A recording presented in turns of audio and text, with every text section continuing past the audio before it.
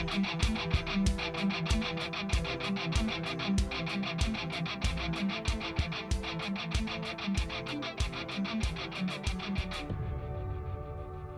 Cordani here, Dr. Jerome Corsi's producer.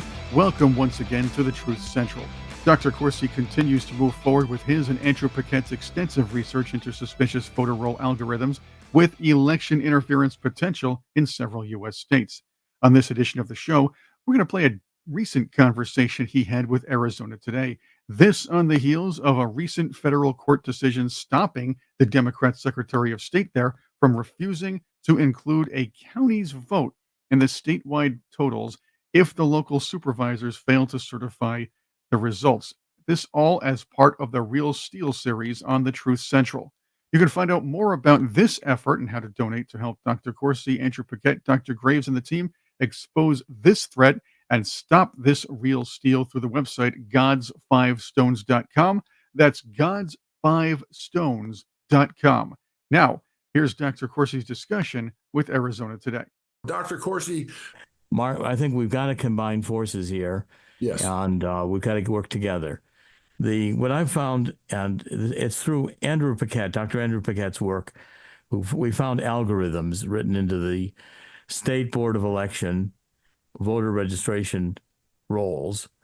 These are cryptography formulas that are intelligence agency grade. They're very complex. But what they've done is they enable whomever the criminals are, and I think the criminals may be intelligence agents involved with rogue Democratic Party operatives at this point, that they allow the voter registration to be mixed up, like shuffling a deck of cards.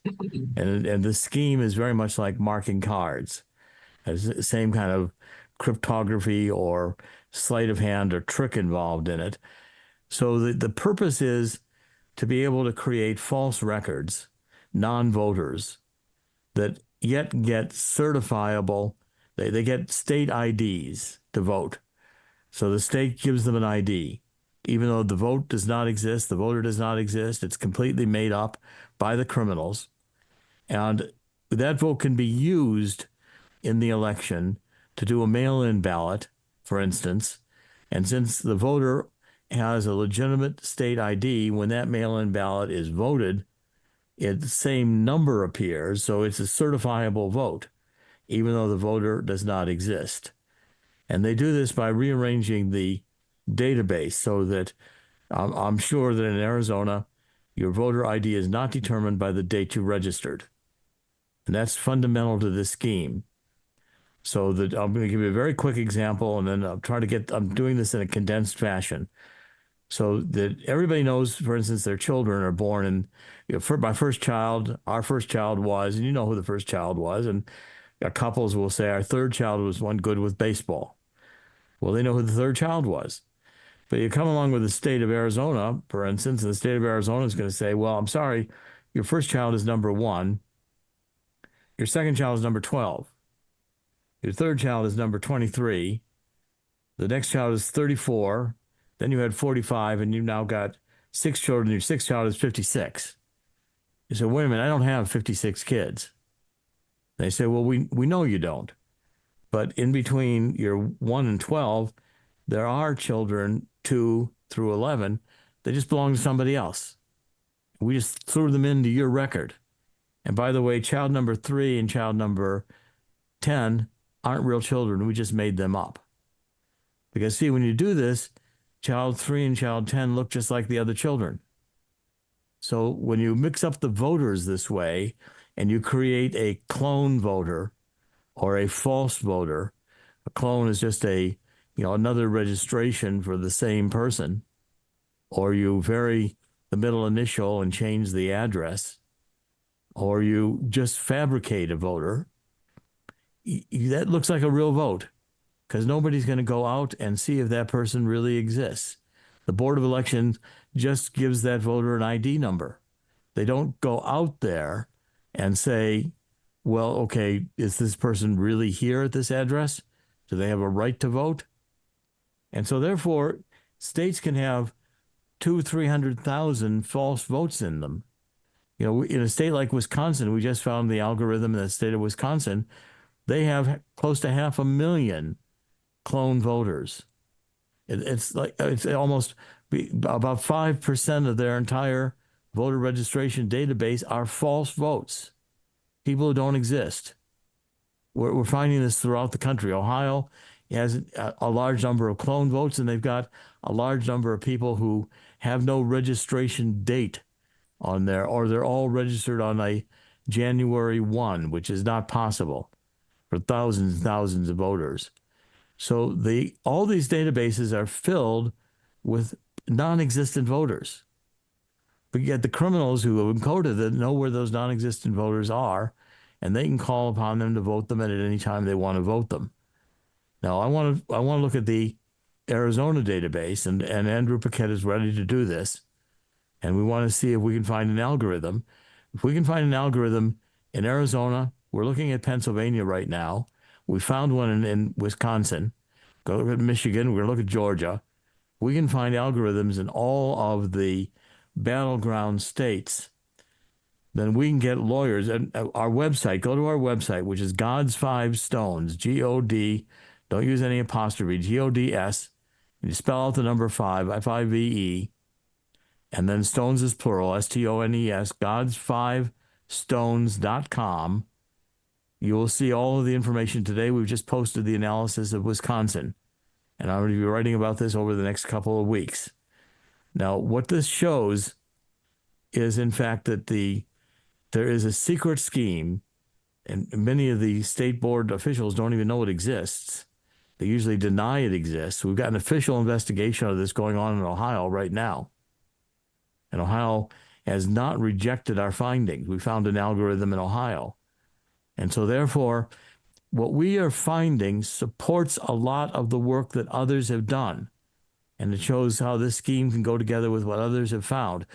If one last thing, if we can get enough support and if we can work together in Arizona, we can have a lawyer ready to contest the election as it's happening, to say these mail-in ballots are fraudulent.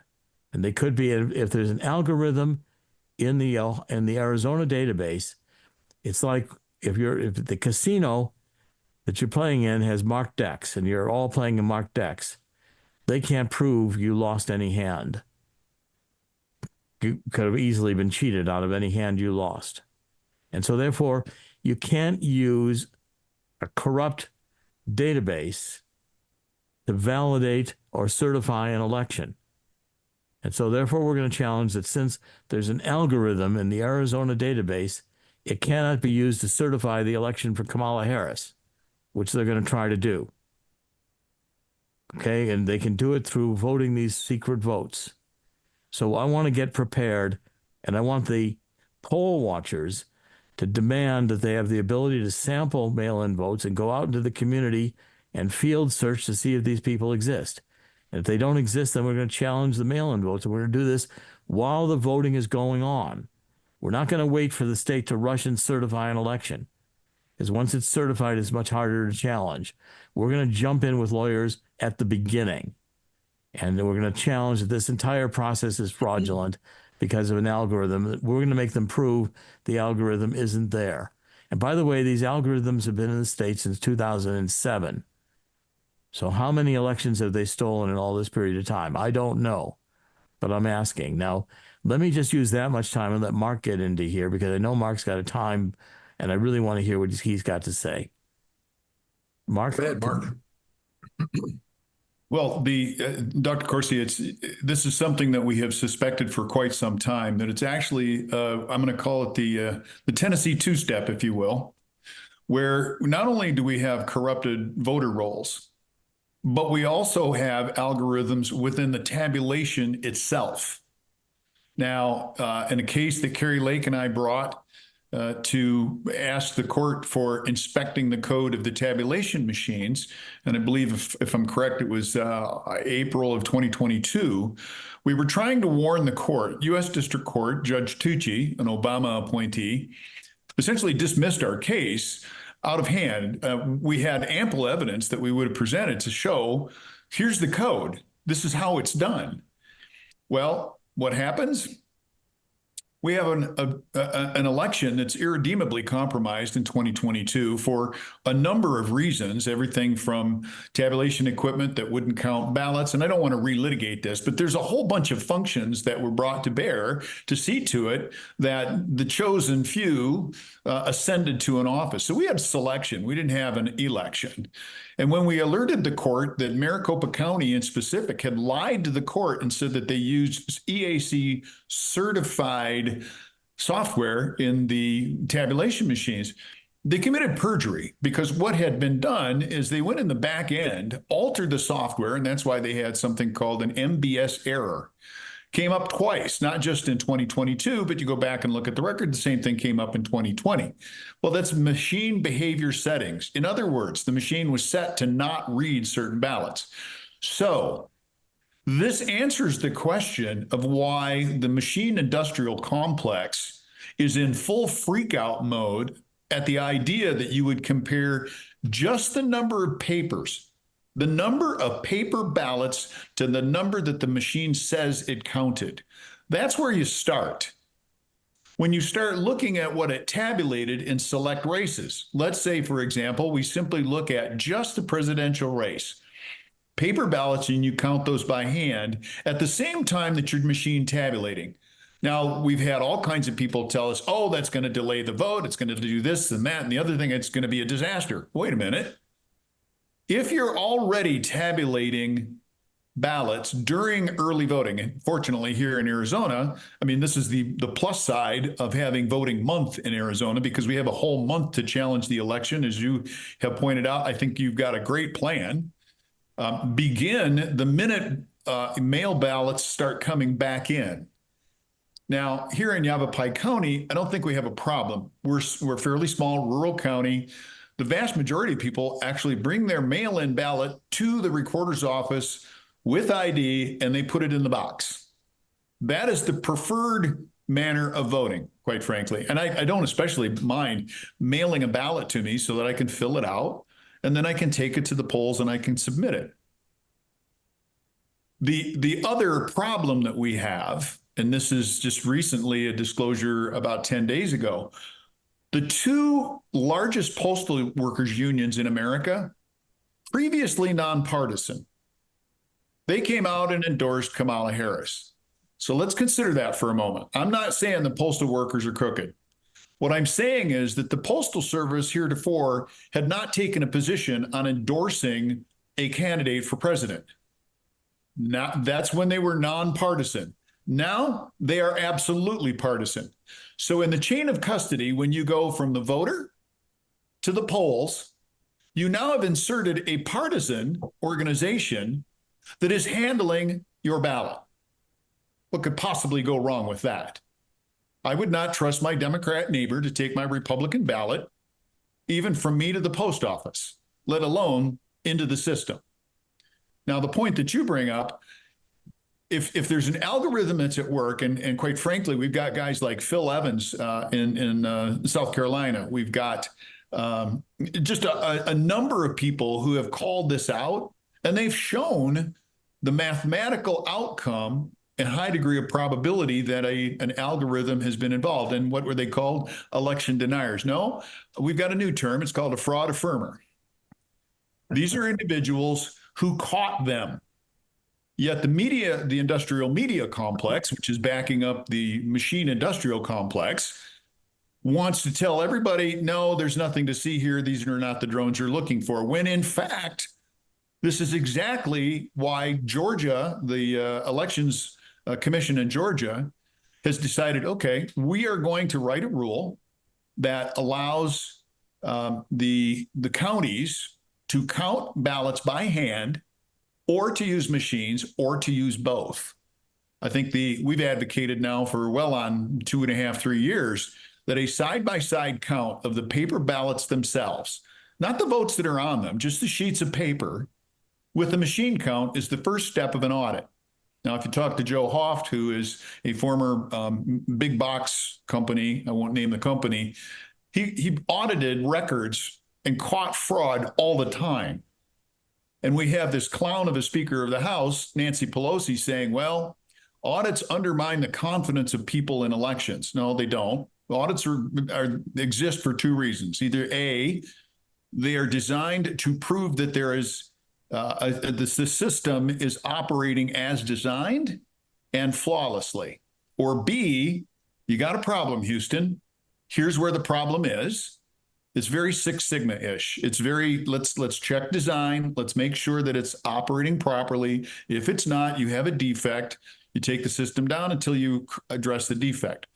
So the fact that we were able to show, in our case, Carrie and I, we actually submitted a writ of certiorari to the U.S. Supreme Court, calling out the fact that Maricopa County had lied to the lower courts and misrepresented that they were using certified software on the machines. The court denied our writ, and we went back to the Ninth Circuit. Ninth Circuit, of course, no, we didn't make any mistakes. We don't care that we've been lied to. So now I believe that we're back to the U.S. District Court. And really, they're making fools of themselves because they've been lied to by internal government actors who had the God keys and literally could go in the back end of the software, alter the tabulation software and its behavior settings. And they could even go to the extent of withdrawing a database, a data sample, the election record, if you will, and inserting an election record that is purely fictitious to make it appear that you had a fair election, when in fact, it was nothing, it was anything but. So I'm very glad to hear that you have found this algorithm. There's, like I say, a whole bunch of people. We've worked a lot with Phil Evans, and I can't sing that guy's praises enough. If you don't know him, I would love to introduce you to him because he may be able to provide a little bit more context around what you and your team have done. Great guy, and he's just one of those people that he's like a dog with a bone. He's not going to let go of it.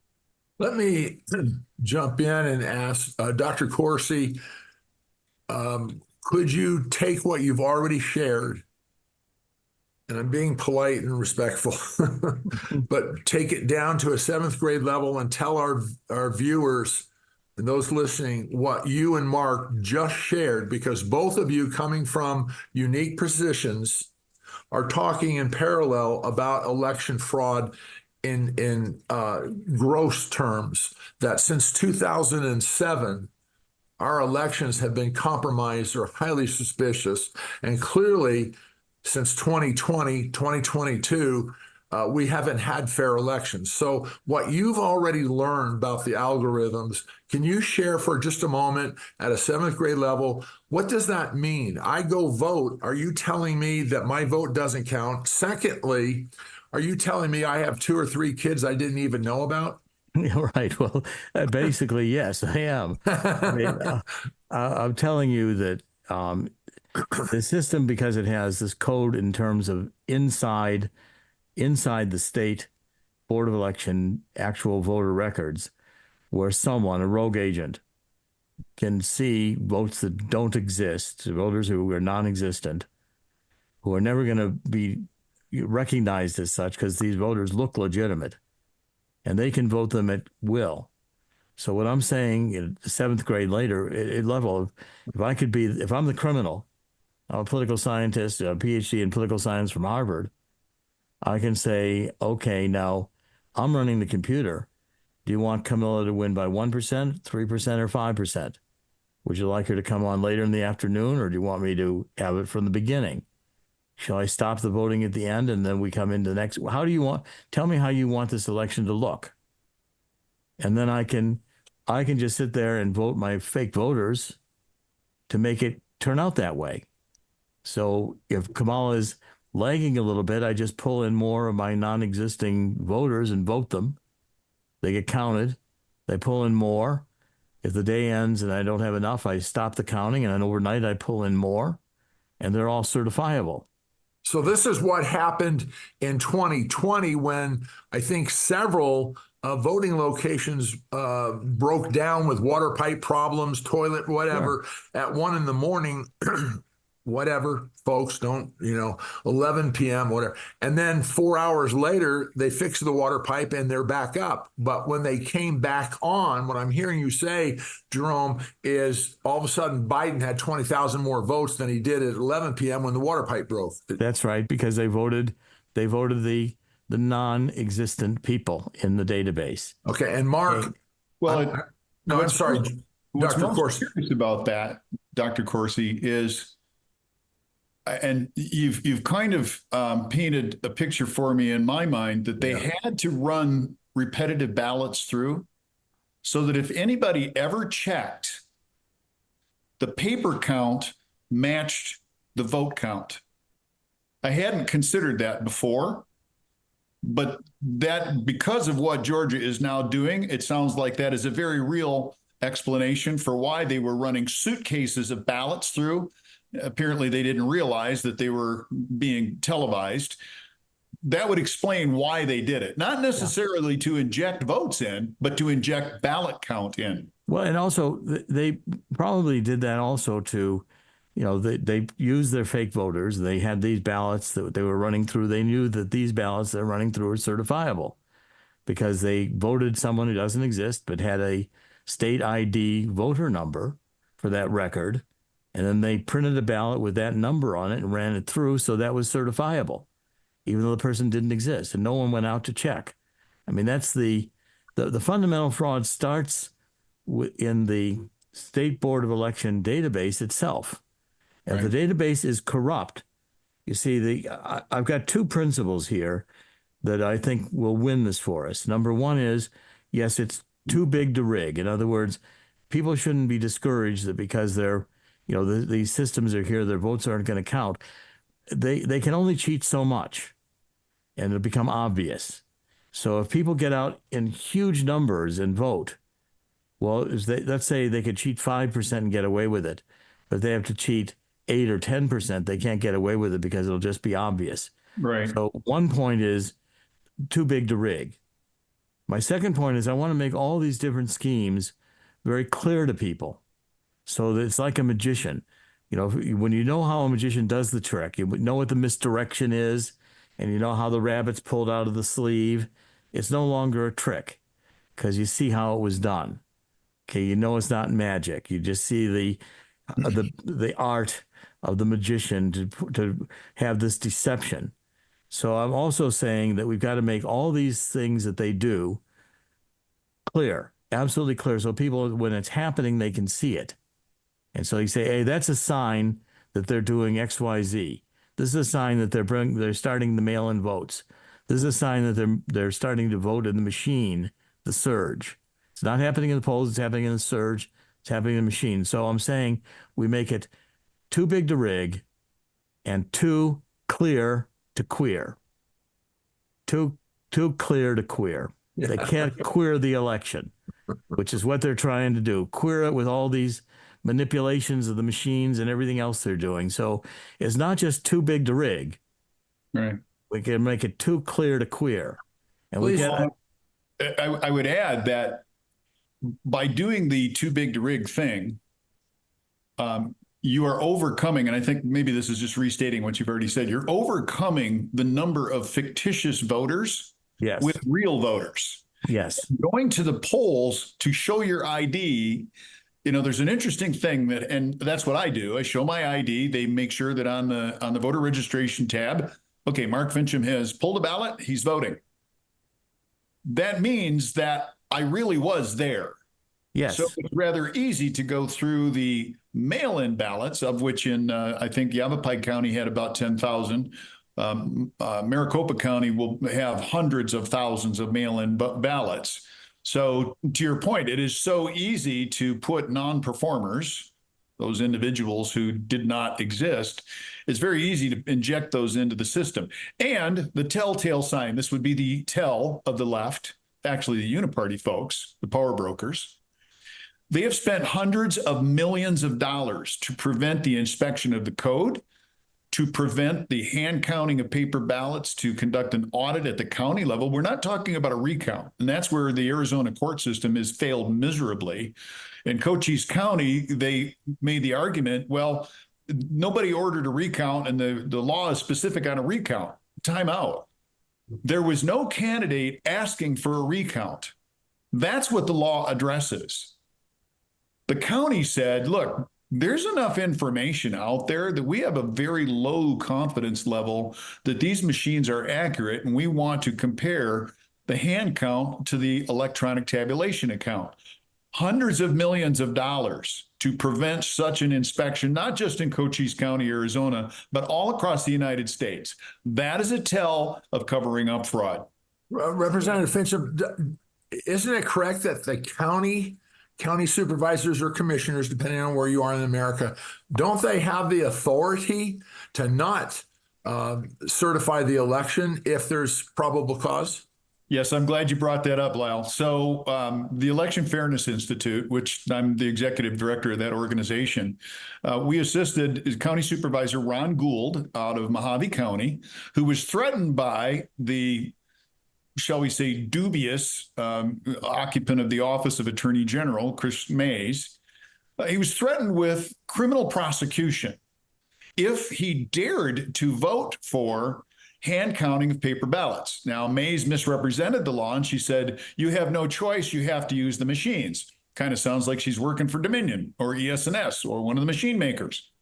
The reality is that under Arizona revised statute, the word that is operative in the statute that permits the use of electronic tabulation is may.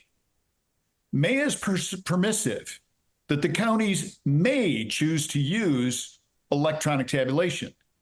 Now, one of the questions that was in our brief was, well, if the county chooses not to renew their contract with a vendor, are they committing a criminal act? Well, of course not, because it is permissive. It is not the word shall, which is prescriptive.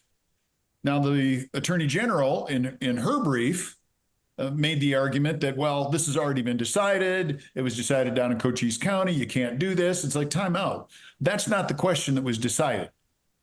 So your question is very well placed. The county, we had two supervisors and one that was cowed by the Attorney General into voting no, but we had two supervisors, Haley Angus, who is a future senator, and Supervisor Ron Gould. Both were ready to vote yes, but they were fearful. By the way, this is a civil rights thing. They were fearful of prosecution by the Attorney General of the state of Arizona for criminal acts, for exercising their authority under the color of law that says they may choose to use electronic tabulation.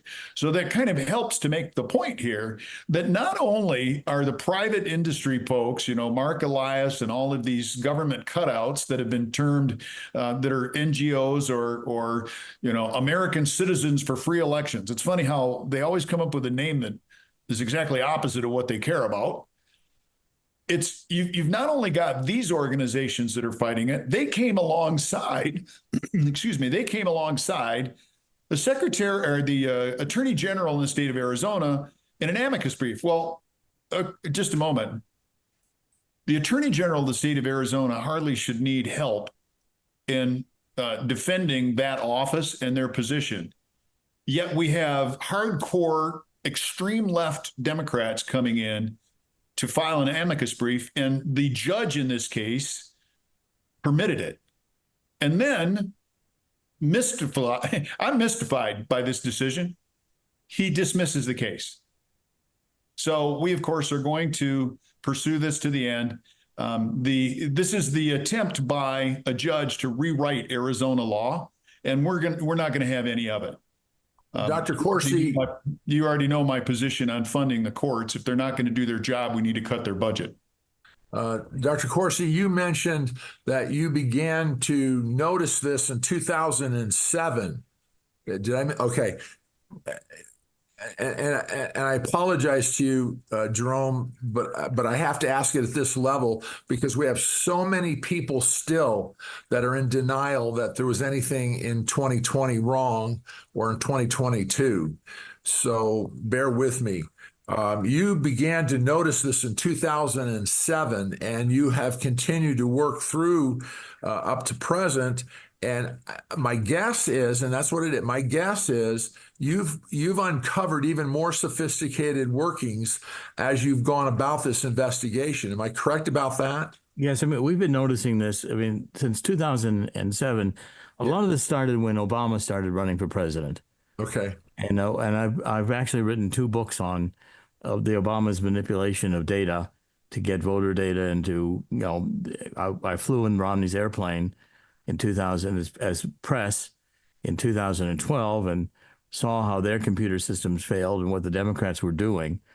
Democrats have had much more sophisticated voter intelligence and voter systems going back to Obama. Obama introduced a whole new level of bringing massive computer power into voting. And what Andrew Paquette found when he discovered these algorithms is that this is a whole nother level of, I think, intelligence agency interference at a high level. I'm talking about CIA and NSA in order to determine the outcome of elections.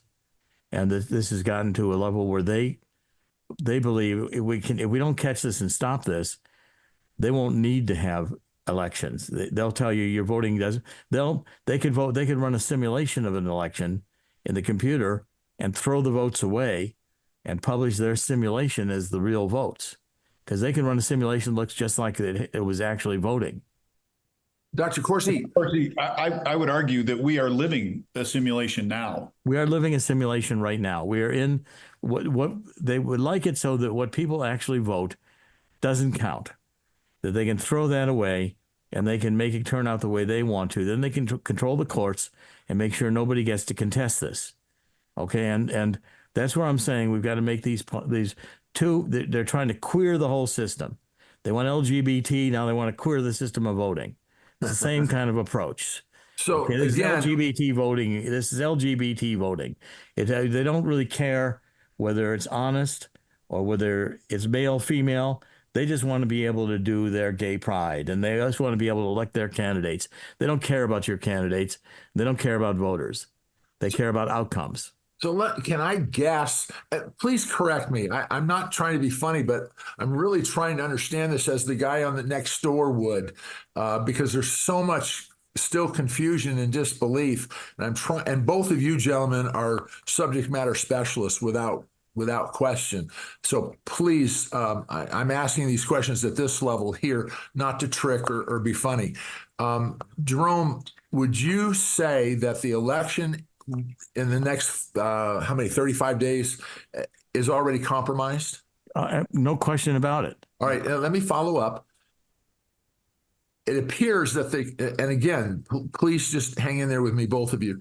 The debates the other night, the stuff that's going on in the campaign trail, it appears that Kamala and Walz are really out of their league. They just don't know what they're doing. And then they bring with them all this baggage from CCP, everything else. But what I'm hearing you say is that it really doesn't matter because the election's already in the bag. Well, this is kabuki theater.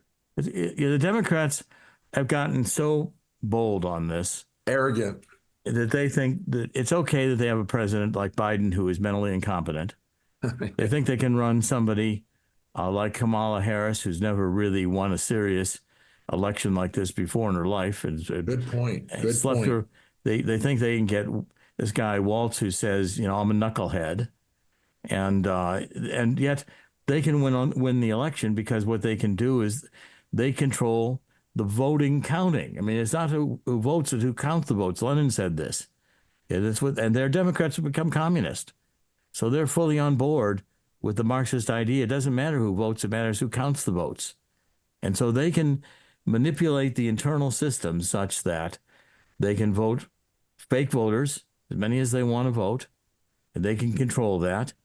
And so therefore I think Obama's fourth term, he just as soon have a weekend with Bernie, put in a dead person and run them with AI. And it wouldn't have to bother with what the person said because he'd be dead. And then you just have AI say whatever Obama once said, and then the news media broadcast that. That was really good, Jerome. That was really good. That was witty. That's the president right there. President's. I'm going to steal that. President's President's sock puppet. This party should piece of toast is the president, and here it is talking. Right. For those of you who think that Dr. Corsi is just academically brilliant, and he is, he also has wit. Did you hear that? That was good, Jerome. Yeah, Mark, your thoughts on what Dr. Corsi just said, just to follow up. Well, I have to concur.